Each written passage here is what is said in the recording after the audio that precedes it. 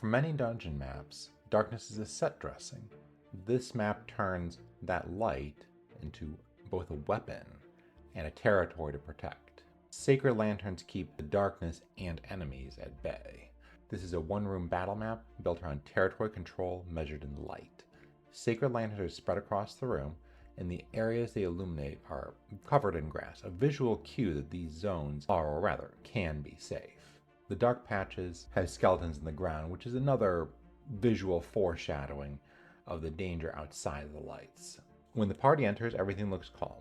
Lanterns lit, grass covers the ground in the radius, and the cave feels peaceful.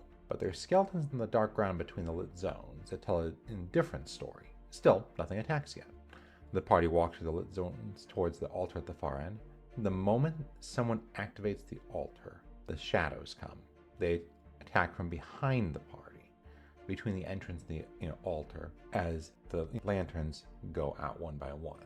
The grass doesn't disappear, of course, but the light does. The moment someone activates the altar, it calls the shadows, which appear from behind the party, between the entrance and them. The shadows move forward, and as they reach each lantern, they snuff it. At that point, the light disappears.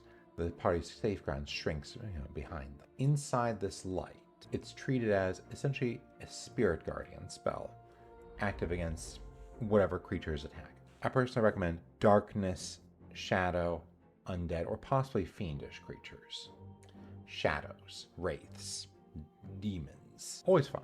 Vampires, might work, but they're probably too smart to work. You want something that feels like a wave. Now, the lanterns themselves are indestructible. They can be snuffed and relit as many times as needed. Lighting costs an action, snuffing costs an action. Both sides pay the same price, but the enemies have to enter the lit zone to reach the lantern, taking radiant damage on the way. Weak minions might die trying. Strong enemies can tank it, but it costs them hit points and their entire action. Now, players can always see where the safe zones were, courtesy of the grass, even after the lantern goes out. It's a reminder of what they've lost, what they can take back. To scale this map, simply up in the level of the Spirit Guardian. Tier 2, you're probably not going to do this for Tier 1, but for Tier 2, just the base Spirit Guardians is fine. Tier 3, maybe up until 5th level, maybe 6th level. Tier 4, up until 8th level Spirit Guardians.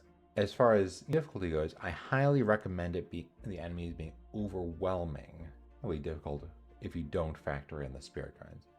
This should be a high difficulty encounter without the lanterns. Past high difficulty, really. If the lanterns go out, the party will likely die and perish rapidly.